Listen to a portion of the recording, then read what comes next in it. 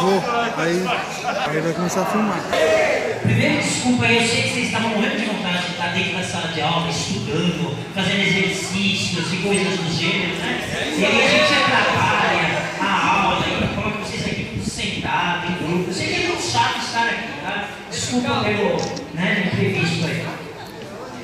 Eu gostaria de, antes do início, eu gostaria de primeiro que vocês entendessem que este pessoal que está aqui, que é o primeiro C, é um pessoal que está dando um verdadeiro exemplo de como se deve agir. Por quê? Vocês sabem que muita gente, devido ao acontecimento dos últimos dias, quem estava aqui ontem lembra, muita gente hoje faltou, ok? Então, muitas pessoas que estariam apresentando o trabalho faltaram. E eles não se esconderam atrás disso. Vai ter pessoa aqui que vai estar fazendo a parte de quem faltou. Inclusive eu mesmo vou estar fazendo parte de algumas pessoas que faltaram. Então eles tinham uma desculpa para não estar aqui, mas eles não usaram essa desculpa. Pelo contrário, eles disseram: não, professor, a gente vai dar um jeito e a gente vai apresentar o trabalho. Estar aqui, pessoal, na frente de vocês é difícil. Tá? Estar aqui na frente de vocês é difícil, porque infelizmente o ser humano, a primeira coisa que olha é o defeito. Quando você olha para alguém, a primeira coisa que você vê é o defeito, as qualidades aparecem depois.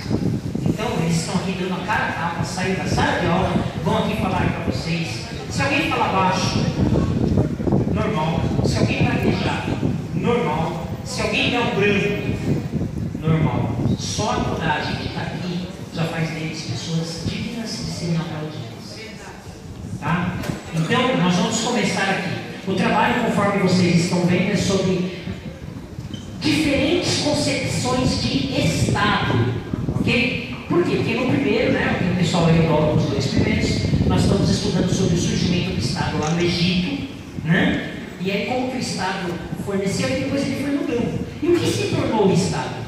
Né? Então nós temos 4 livros ali de pessoas que pensaram numa sociedade diferente. Será que tudo tem que ser do jeito que é? Será que do jeito que é a forma correta? 4 pessoas ali disseram que não. 4 pessoas aqui, 4 escritores, eles discordam do nosso Estado, da nossa sociedade. E a gente vai saber o que eles pensam. Bom? O primeiro, Platão. Quem estuda, vocês que estão estudando filosofia aí, vocês vão ouvir falar muito dele, né? Professora ali, Lourdes, onde está Lourdes? Cadê a Lourdes? Professora Lourdes aí já deve ter falado, já deve ter apresentado Platão para vocês, né? E Platão tem um dos clássicos dele que é a República, né? Platão, pessoal, faz parte dos primeiros filósofos e ele vai escrever muito sobre Sócrates. Nós não conseguimos diferenciar aonde acaba Sócrates e onde começa Platão, porque Sócrates não escreveu nada, mas Platão vai escrever sobre Sócrates. E é ele que começa tudo isso, porque Platão ele vai dizer que a sociedade precisa ser organizada, ok? Ela precisa ser organizada. E aí ele vai apresentar 5 tipos de sociedade diferente, ok? E um dos tipos de sociedade que ele apresenta é a aristocracia. A aristocracia é o governo dos filósofos, dos pensadores. Para Platão, só administra aquele que domina o saber, aquele que tem conhecimento. Dessa forma, defende que sua classe é a classe que domina, é a classe dos pensadores, a classe dos... Então, para Platão, interessante, ele diz assim, ó, quem deve governar é o filósofo, só que ele é filósofo. Então ele está dizendo assim, ó, quem tem que governar sou eu, né? Então ele diz que quem deve governar é aqueles que sabem, aqueles que administram o conhecimento. Mas esse sistema vai se degenerar e vai aparecer um outro, que é a timocracia. Timocracia é o governo da honra com aqueles momentos havia muitas guerras. O administrador seria aquele que mais conquistasse, que demonstrasse mais força, mais ousadia, mais amor ao poder. É o governo da força, onde manda quem pode, obedece quem tem coragem.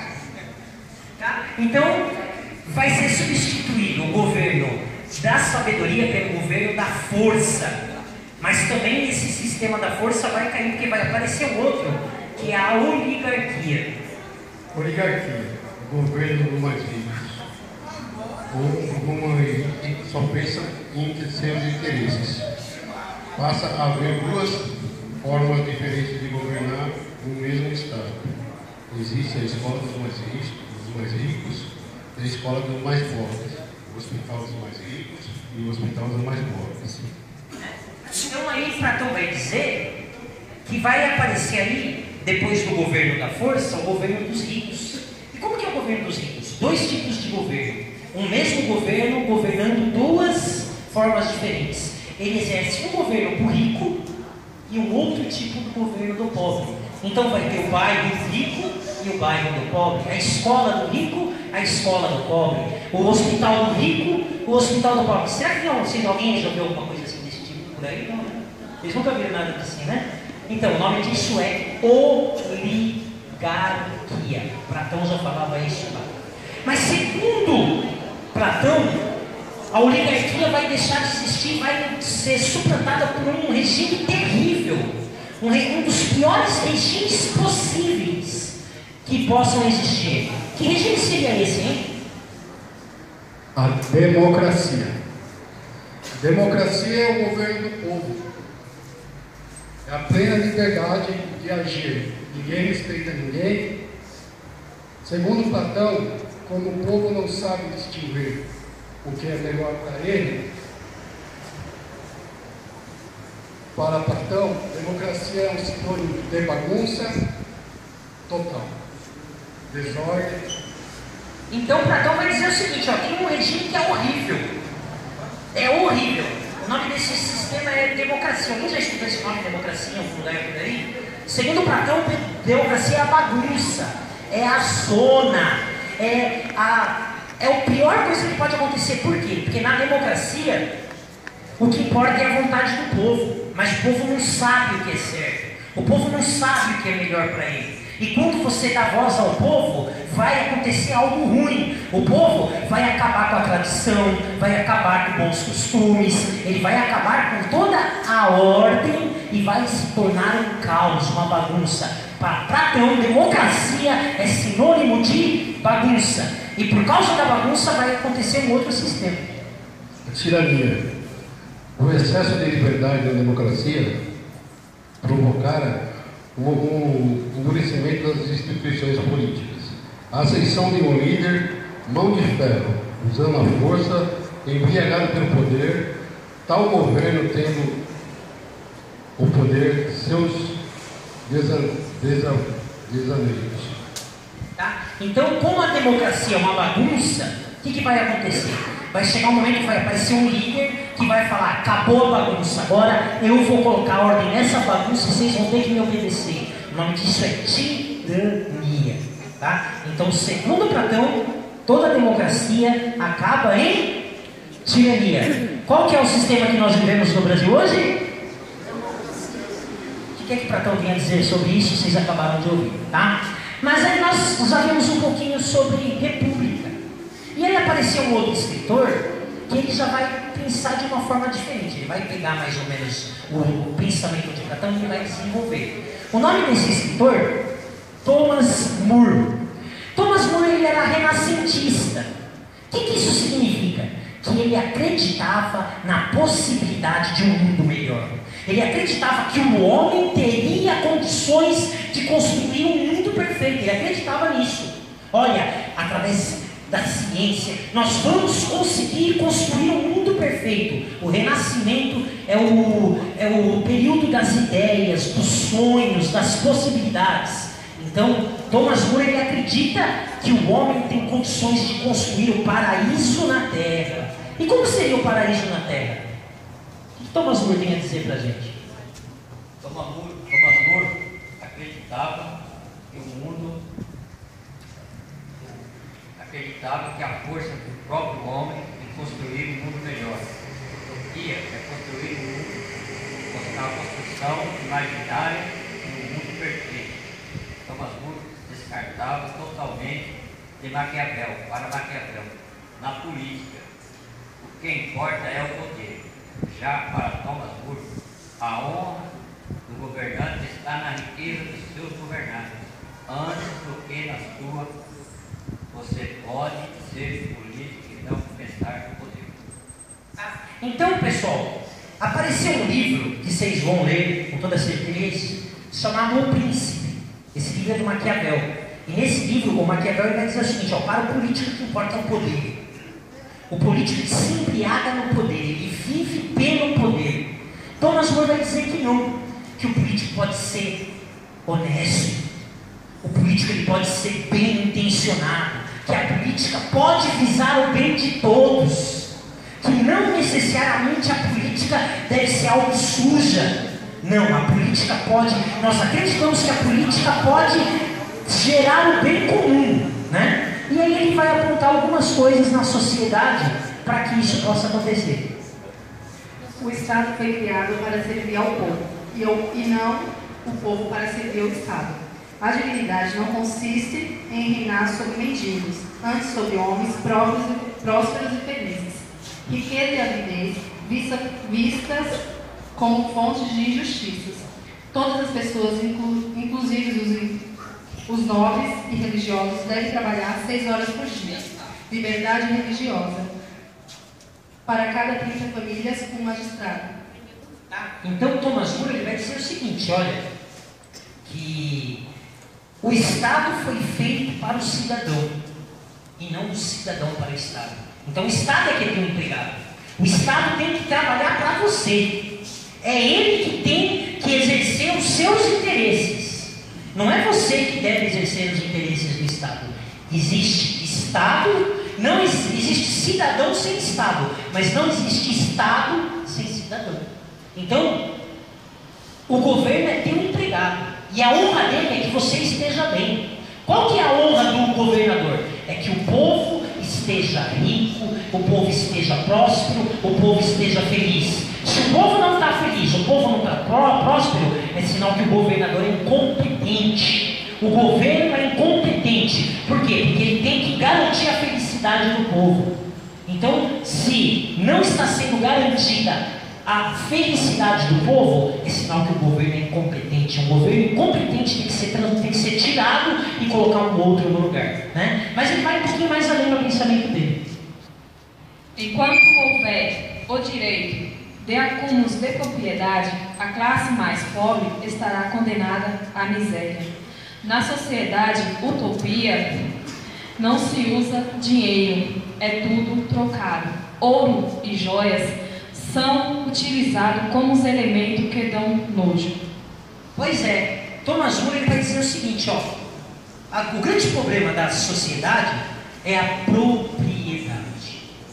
Enquanto uns tiverem muito, haverá pessoas sem nada.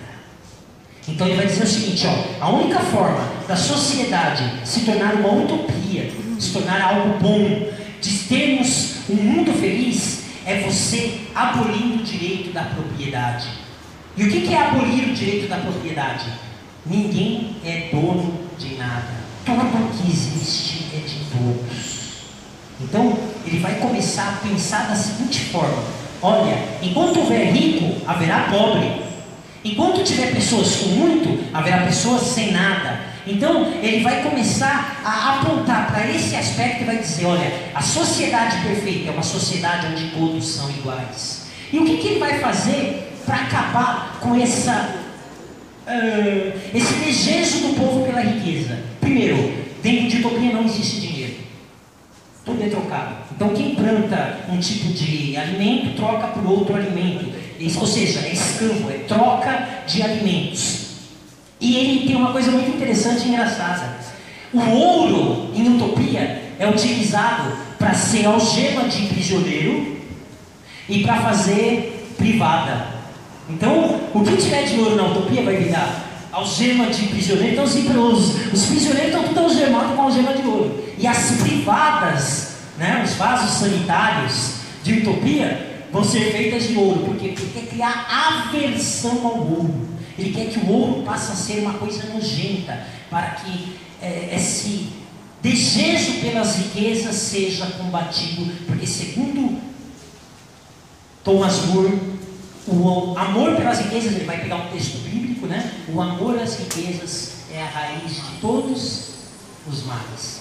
E aí vai um outro escritor, Tommaso Campanella, que ele vai nesse pensamento, mas ele vai num outro, ele vai mais além. Vocês vão aí achar interessante o que ele vai falar. Vamos saber um pouquinho de Tommaso Campanella. Tommaso Campanella, nascido em 1568 a 1639, foi um filósofo do Renascimento, né, italiano, poético, político, dominicano. Ainda jovem, ingressou na Ordem dos Pregadores para estudar filosofia. Campanella deixou uma obra vasta que abrange vários tópicos: gramática, retórica, filosofia, política e medicina. Vamos continuar ouvindo sobre o que ele dizia no seu livro.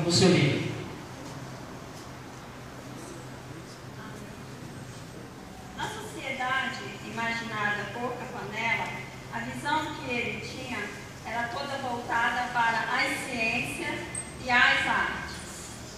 A religião, a salvação que se dava pela fé, agora se dá pela ciência. Muito além do progresso tecnológico da época, já havia sido encontrada a cura para as doenças. A expectativa de vida aumentou muito e as pessoas viviam mais de 100 anos. Então ele dizia que o homem poderia até voar. Ou seja, ele preveu a invenção do avião.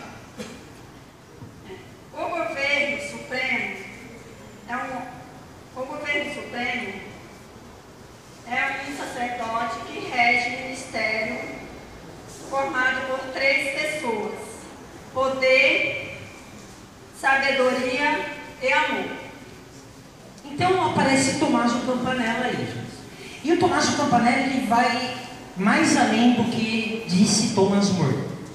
Tommaso Campanella, ele acreditava que as ciências e as artes salvariam o mundo, né? Ele é um renascentista. Esse era um pensamento muito presente na obra dos renascentistas.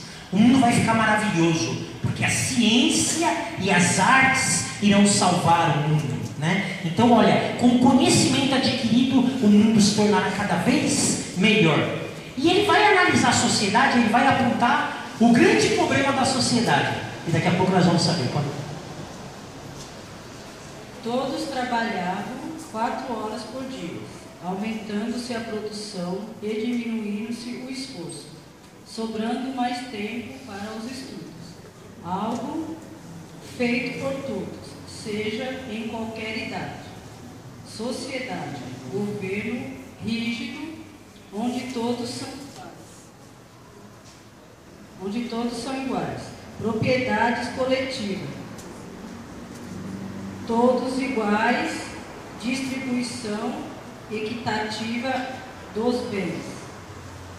Então, Tommaso Campanella, da mesma forma que o Thomas More, ele acredita, né, que é comunista, pensador comunista, e ele vai dizer que é o seguinte, ó, uma sociedade perfeita, todo mundo tem que ser igual, não pode ter diferença entre as pessoas.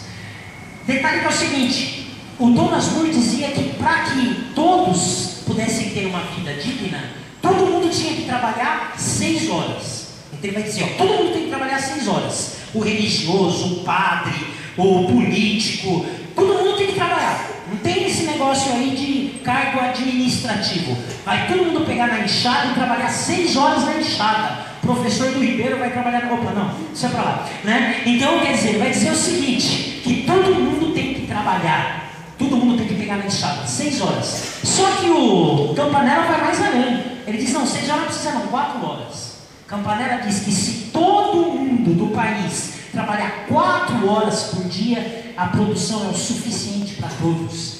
E por que eu trabalho 12? Porque tem um monte de gente que não faz nada.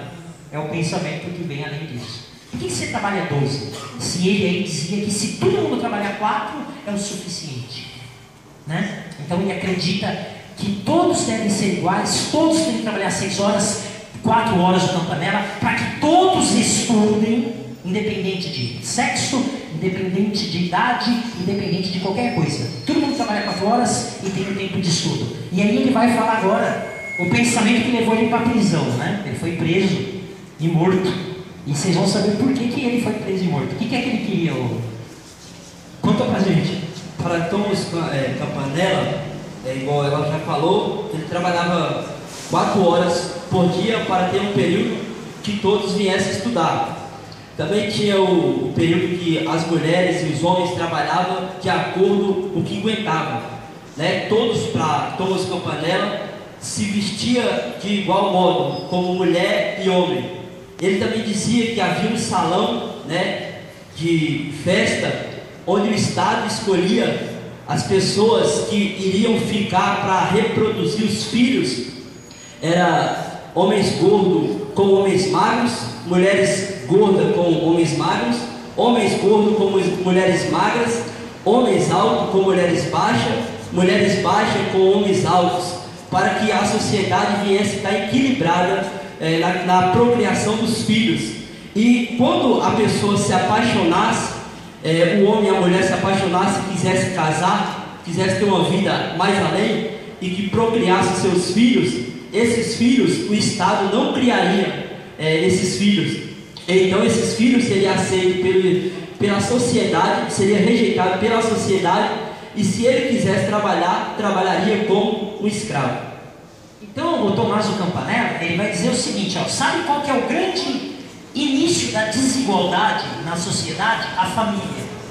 Tommaso Campanella vai dizer o seguinte, enquanto houver família, não haverá igualdade, porque você nunca vai considerar igual alguém que não é da sua família, igual alguém que é da sua família. Então Tommaso Campanella dizia o seguinte, deve-se abolir a família. Não existe mais marido, não existe mais esposa e não existe mais filho. Então é o seguinte, todas as mulheres serão de todos os homens e todos os homens de todas as mulheres.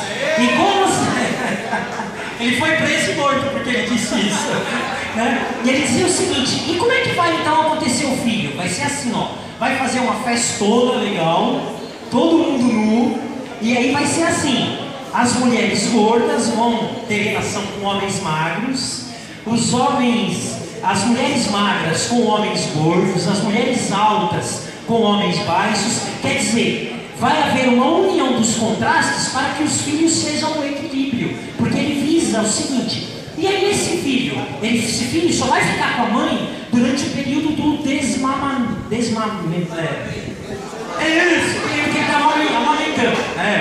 As mulheres conhecem mais do que eu, porque eu não passei por essa experiência, né? Então, durante o período da amamentação, aí o filho fica com a mãe.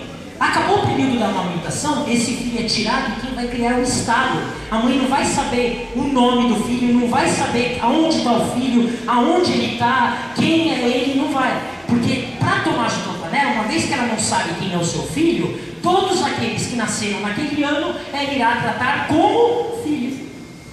Acabou a desigualdade. Porque enquanto eu tiver o meu filho, eu tiver a minha esposa, eu tiver a minha casa, eu não vou considerar ninguém igual. O meu filho é melhor do que o outro. Se eu não tiver mais. Ou seja, ele diz o seguinte, quando abolir-se a família, haverá igualdade. Por causa disso ele foi preso e morto, né? Pois é, né? Tem tanta gente falando coisa pior. E aí nós vamos para o último livro, que é o James Hilton, né? Que ele vai mudar um pouquinho aí o conceito, mas nós vamos saber o porquê que ele entrou na série. Vamos falar um pouquinho sobre James Hilton.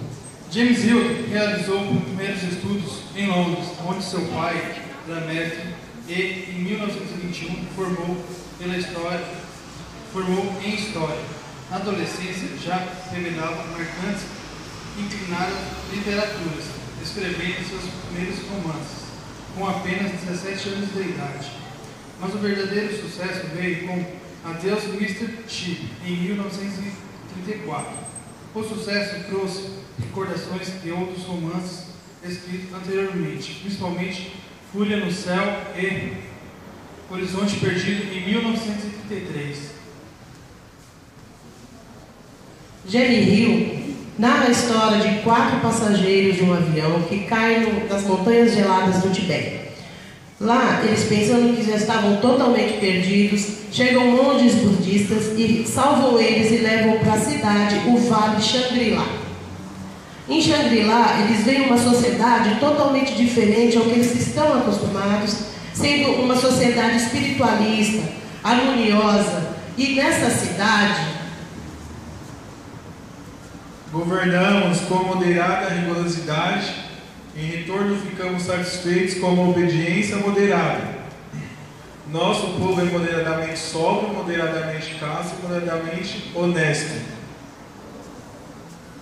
No livro de James Whittle, aponta para um outro caminho como solução para este mundo conturbado.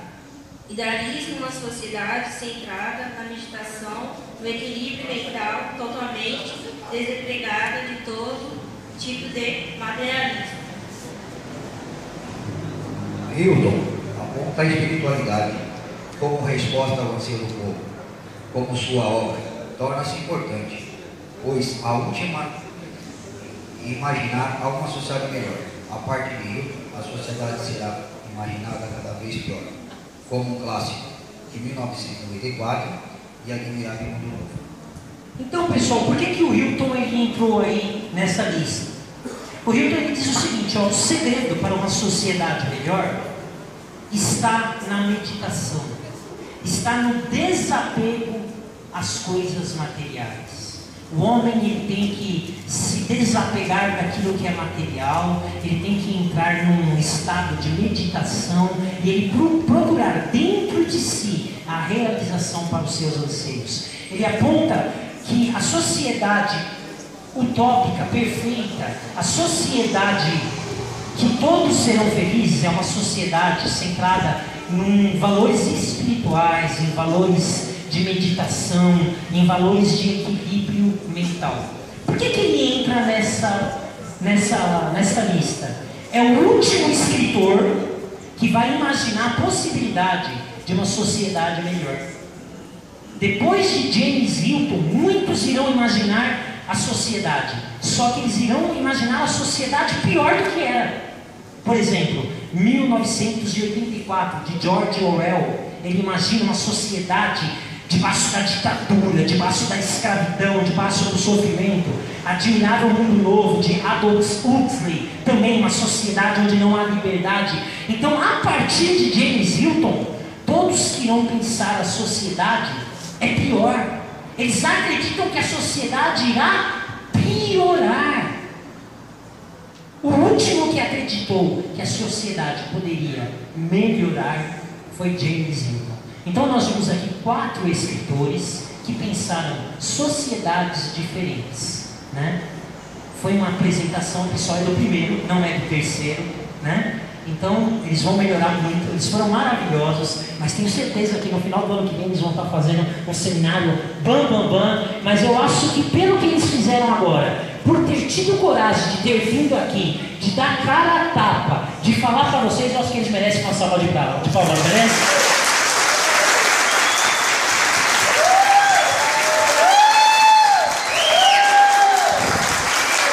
Obrigado, pessoal. Está terminada a nossa apresentação.